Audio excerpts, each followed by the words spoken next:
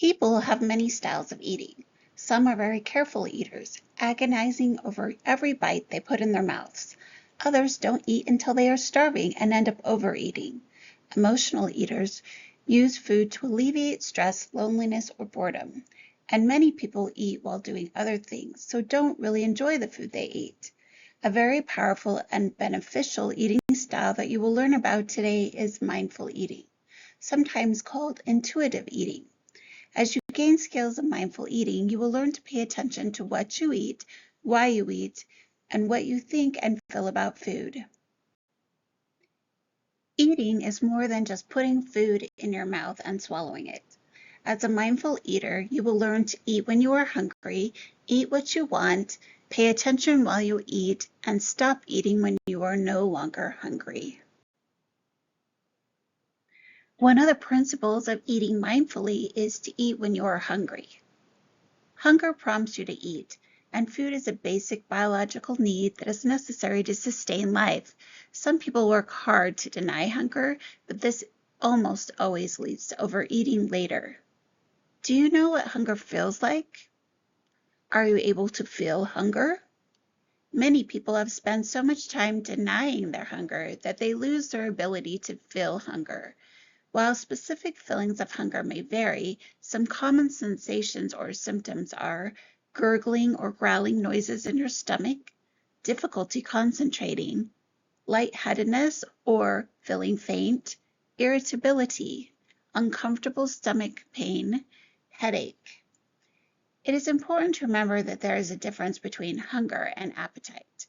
Whereas hunger is a physical need for food, appetite is a psychological desire to eat and is often related to specific foods.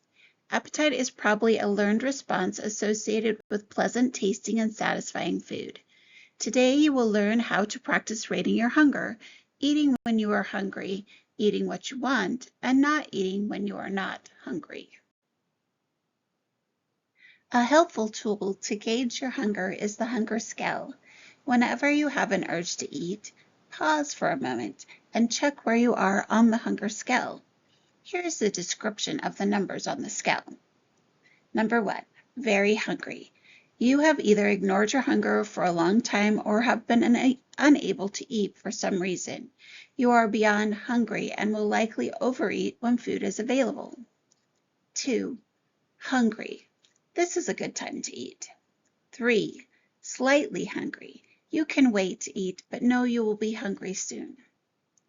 4, neutral. You are neither hungry nor full. 5, slightly full. You sense food in your stomach and know that you will soon be full. 6, full. Your hunger is gone, but you are not uncomfortable. 7, very full. You are uncomfortable. Think of how you may feel after overeating Thanksgiving dinner or at an all-you-can-eat buffet. Take a moment to consider where you are on the hunger scale right now. How could you use the hunger scale to eat mindfully? Many people have a set of food rules that prevent them from eating what they want. Examples of food rules include not eating bread or red meat, not eating after 6 p.m., or eating only a vegetable salad for lunch. Are there foods you avoid? Allowing yourself freedom to choose all foods empowers you and builds trust in yourself and your ability to regulate your food intake based on internal hunger cues. What would happen if you allowed yourself to mindfully eat all foods? Eating what you want requires mindfulness if you do not want to overeat. Mindful eaters don't label foods as good or bad and tend to eat a greater variety of foods.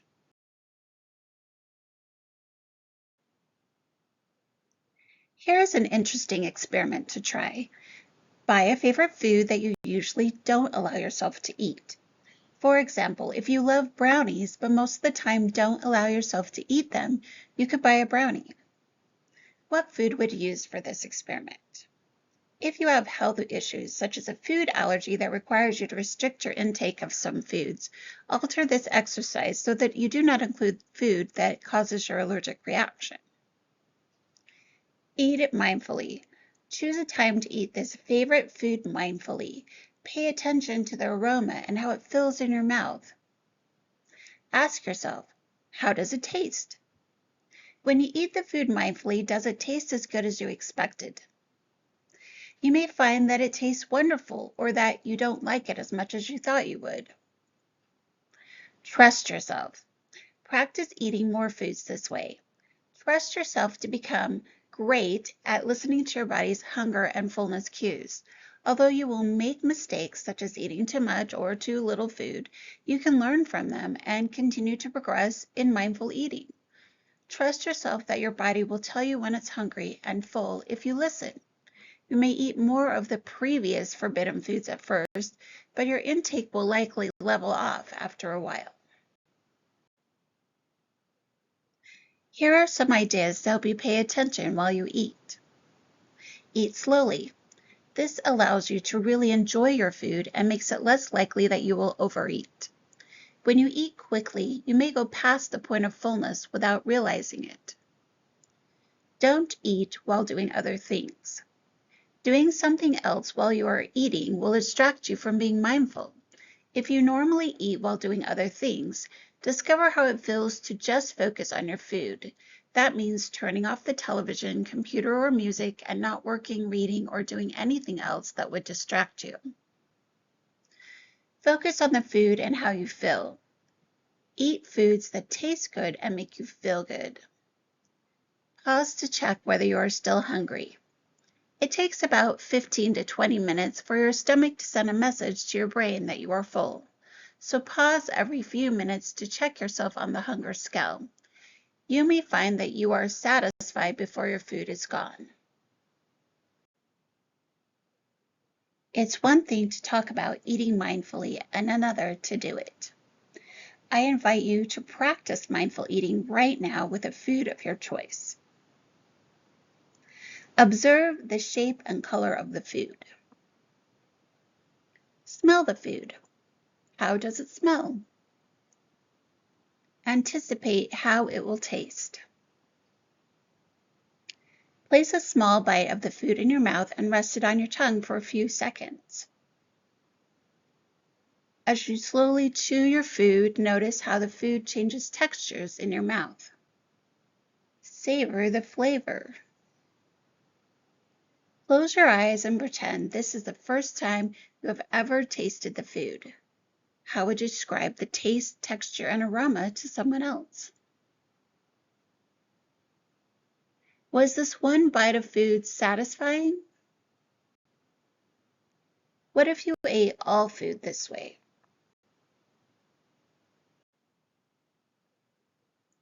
Many chronic dieters do not know what being comfortably full feels like because they go between being very hungry and very full. Some have described being comfortably full as a subtle feeling of stomach fullness, feeling satisfied and content, and feeling nothingness, neither hunger nor full. Use the hunger scale. To assess your fullness, pause every few minutes to check yourself on the hunger scale. Pay attention to your internal cues and aim to stop eating when you are between 5 and 6 on the scale. Give yourself permission to eat when hungry again. If you know that you can eat again when you are hungry, it will be easier to stop eating when you are no longer hungry. In contrast, if you have a food rule that states you cannot eat for several more hours, you would want to keep eating even if you no longer felt hungry. What if you are not hungry but still want to eat? At least 3 options are available to you. Eat anyway. Many people eat even when they are not hungry. Perhaps a friend brings you a donut. Even though you're not hungry, you eat the donut anyway. Think of a time when you were not hungry but ate anyway. How did you feel? Unfortunately, if you eat when you are not hungry, it's hard to know when to stop. You might end up feeling overly full or uncomfortable instead of being satisfied. Distract yourself. You could distract yourself by saying that you will think about eating again after you have completed a task or after a certain amount of time has passed. Think of a time when you distracted yourself. How did you feel? Meet your true needs. The last and most helpful option when you want to eat but aren't hungry is to figure out what you really need. Because if hunger is not the problem, then food is not the real solution. For example, if you are eating to overcome sleepiness, take a nap instead. This option can be very challenging because many people have always eaten to deal with emotions and situations rather than discovering and meeting their true needs. However, trust that you can learn to recognize and meet your true needs. How do you think it will feel if you meet your true needs? Some possibilities include the following. What if you feel tired? You could sleep, take a nap, or go to sleep for the night. If you feel bored, you could find a new hobby, take a walk, clean, or read a book. If you're stressed, you can find a non-food way to manage stress, such as yoga or meditation. If you're feeling happy, you could smile and celebrate with a non-food reward. If you're lonely, call a friend or help someone in need. If you're angry, exercise, clean, write down your feelings, or talk with someone. I invite you to really work on meeting your true needs rather than eating when you aren't hungry. It will benefit your life. It is estimated that around 20% of Americans are on a weight loss diet at any one time, and many more have just finished dieting or are contemplating starting a new diet. Unfortunately, all this dieting isn't making everyone thin. Here are some things to consider. Weight loss diets are expensive and time-consuming. In 2023, Americans spent a total of $89.9 billion on weight loss products and services. This includes weight loss drugs. In 2020, it is estimated that the average person tried 162 weight reduction diets over the course of their lives. That is an average of 2 diets a year. Do you identify with any of these statistics? Weight loss diets only lead to short-term weight loss. You can lose weight on any kind of diet. A general pattern is for a person to lose weight for up to 6 months. Depending on the diet and how strictly the person follows it, he or she may lose as much as 5 to 10% of body weight, or 10 to 20 pounds for a 200-pound person. Weight loss diets have a very low long-term success rate. The general pattern continues with gaining back as much or more weight than was lost. People then blame themselves rather than the diet, start a new diet, and the cycle continues. Unfortunately, the long-term success rate for maintaining weight loss is between 2 and 5% of dieters.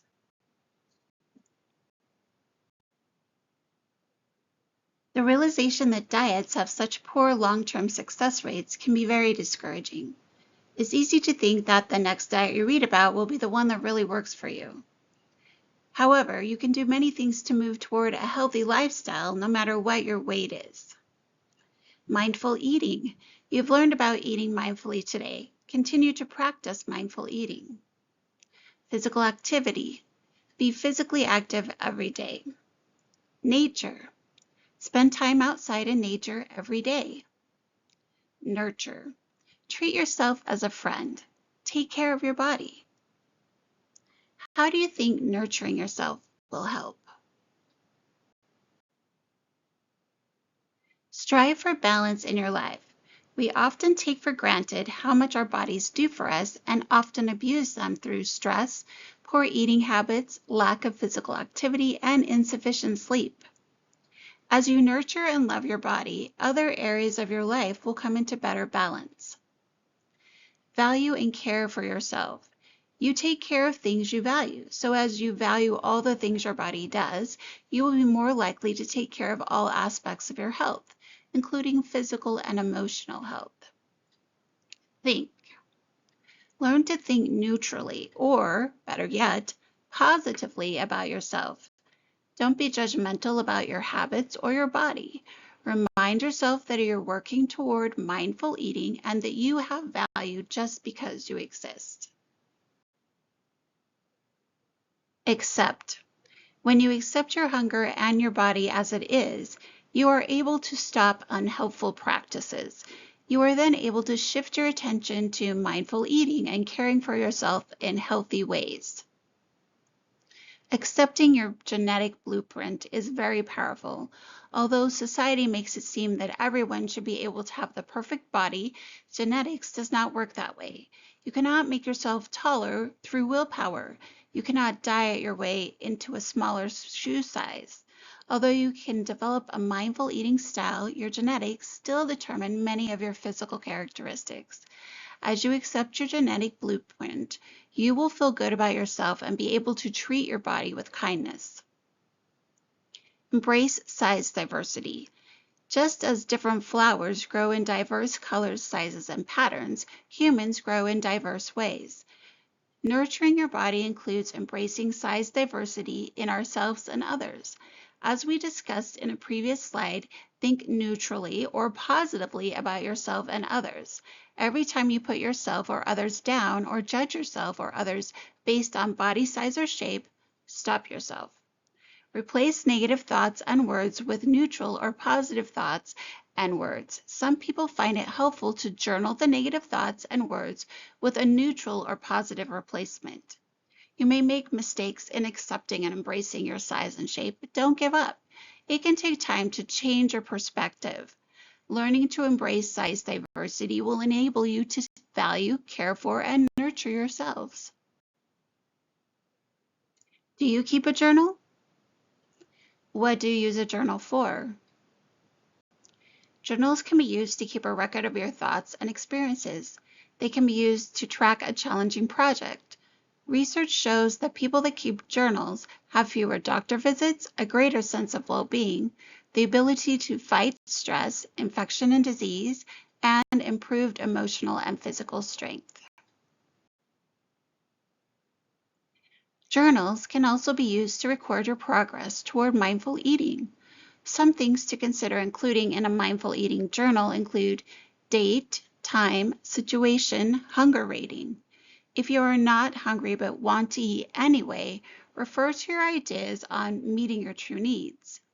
You may also want to journal your experiences, successes, challenges, and goals. Remember that becoming a mindful eater is a journey where you will experience progress as well as mistakes. Continue to trust yourself to become great at listening to your body.